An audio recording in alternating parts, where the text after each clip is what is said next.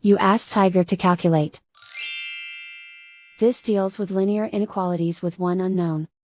The final result is y equal or smaller than 6. Let's solve it step by step. Swap sides.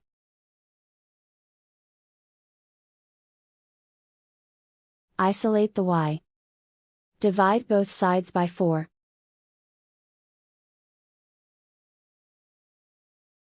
Simplify the fraction.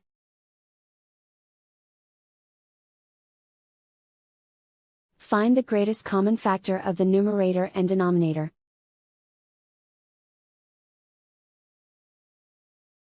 Factor out and cancel the greatest common factor.